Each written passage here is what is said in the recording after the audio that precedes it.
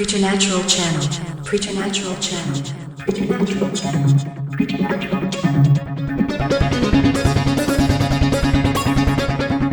How to fix Anycubic Kobra S1 Z-Axys limit switch problem? It probably happened to you too. You change a nozzle or you disassemble the Hotend to free it from a filament, and then you reassemble it, and a terrible noise that shakes the entire printer when you try to calibrate the Z-axis scares you, forcing you to quickly shut it down. Of course, there are many situations where the printer fails, shaking the entire chassis and potentially damaging the print head or print bed. However, most Kobra S1 owners have encountered this serious malfunction, even when you try to print a single layer test sheet that covers the entire bed. Even without this malfunction, you will notice that the printout is poor. The sheet lifts in several places, does not adhere to the bed, and the printout is terrible. You may also have blamed the print bed, which isn't perfectly level, for not being able to guarantee perfect prints when printing a single sheet of a single layer. Oh no, the print bed is sufficiently leveled. The printer detects and corrects the leveling in 25 points and guarantees perfect prints when the Z-axis limit switch problem is solved. So let's solve it. Before continuing, it is important to tell you that I completely solved this problem on my printer. And for 2 months I've been happily printing every day with extraordinary quality, having changed the nozzles numerous times and no longer feeling the problem. I can now operate the print head easily and confidently without any problems, and the printer is producing flawless prints. If you are interested, watch this video. I'll explain in detail the origin of the problem, its mechanism, and its definitive solution.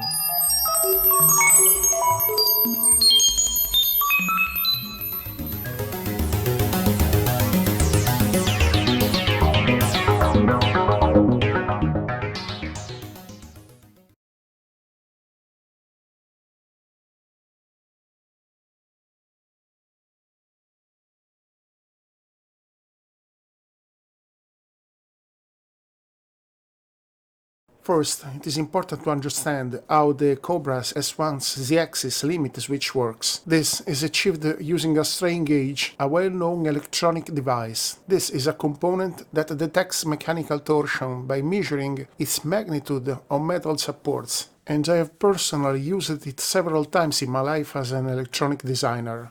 This component must be firmly attached to the metal object, whose torsion must be sensed, and its electrical resistance varies as the part is subject to torsional deformation. In this very simplified drawing, I have highlighted in red here the bracket to which the strain gauge is firmly attached, this one in yellow. The heatsink is shown in very light gray, which is also the component we'll be modifying. Here on the side is the heatsink locking lever, and this one below, in a slightly darker gray, is the Hotend that ends at the nozzle. The entire head structure, which is made of metal, is this large one, all dark gray. When the plate rises, it touches the nozzle and begins to press upward. The nozzle, of course, transmits the movement to the Hotend block complete with the heatsink. The Hotend, of course, when pushed upward, it yields by a few tenths of a millimeter, let's say 1 or 2 tenths, slightly bending the bracket red. This slight twisting of the bracket, practically invisible to the naked eye, is clearly detected by the strain gauge, which varies its electrical resistance. This variation is received by the printer's microcontroller, which interprets it as a limit switch. Now we get to the problem. Let's turn the drawing and analyze what's happening. This, I cannot say, little tooth here is, of course, made of metal, and is a single piece with the entire metal structure of the head.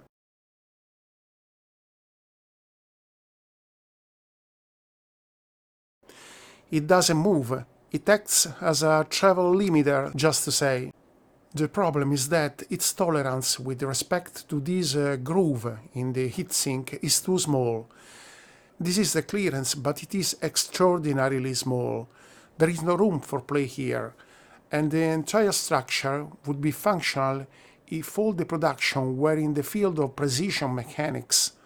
But it is a cheap printer, which prints very well, okay? but it doesn't have a heatsink made with high precision inside, also considering the expansion of the aluminum. This tooth may even be in contact with the heatsink, or a small deformation of the structure may be enough, perhaps due to the force applied to unscrew a nozzle, just to give an example, or the simple disassembly-reassembly of the heatsink, and the whole issue of the strain gauge is nullified due to the new positioning and the tolerance being too small. Okay, let's talk about the solution. Of course, you can try lowering the heatsink block a little by applying washers here between the bracket and the heatsink. This has been suggested by someone. Perhaps lowering the entire heatsink by half a millimeter, let's say, will make the clearance acceptable, but remember that some clearance must remain at the top as well. After studying the problem, I went about it differently, increasing the gap like this. Of course, I had to chip away some aluminum from heatsink in the throat area, which I did with a Dremel tool in a minute, but you can use a regular file if you have enough time and energy. Using a Dremel, I eroded about half a millimeter, 8/10 actually, of aluminium in the lower area of the heatsink slot, finally creating enough space for movement and sending a valid signal to the printer. When removing the head's rear cover, remember that there are only 4 screws, but keep in mind the location of the strain gauge connector, which is the lowest of all the connectors. Of course, you need to remove the black block from the Hotend retainer lever before you start filling the part. I recommend taking a couple of photos as soon as you open this block, because it is made up of several pieces inside and you need to reassemble everything correctly. I bought 2 more strain gauge brackets assemblies because they are very cheap in China, and I managed to break the original one. During one of my attempts to correct the problem, I accidentally stripped the wires, so I resoldered them, but during final assembly I stripped them again because the wires were too short, so I had to buy some new brackets. If you also tore these wires, remember that if the strain gauge remained intact and attached to the bracket, it is sufficient to remove the white silicone above the contacts and then perform a good soldering. But if you find it too difficult, buying 2 or 3 complete brackets costs very little. I bought them from AliExpress, and I have to say that they are absolutely comparable and identical to the original one. Remember that there is a big tolerance in the electrical resistance of the strain gauge, since the fact that the initial resistance, when the bed is far from the nozzle, is always measured and taken as reference, so if there is a difference between original and commercial strain gauges of 10, 20 or even 50%, it doesn't matter at all. In this case, I measured an almost identical resistance with a tolerance of few ohms, considering that the original one is some 250 ohms. The geometrical shape and the strain gauge itself are absolutely the same. They are 100% comparable, I'd say. Furthermore, when I installed the new bracket with the strain gauge, I extended the signal wires by a couple of centimeters, an inch more or less, so that the wires near the strain gauge are completely flexible without tension. Now the printer works wonderfully and is definitely stable. I replaced the Hotend with one of the ceramic ones that can reach 320 degrees. I bought a couple of them as they cost very little. Then I replaced the nozzles with the carbide ones, which are perfect for printing carbon-filled filaments. I later reassembled the original Hotend and replaced everything several times, and I have to say that I practically forgot about that problem. Okay, if you followed the video so far, please like, subscribe to the channel and activate the notification bell.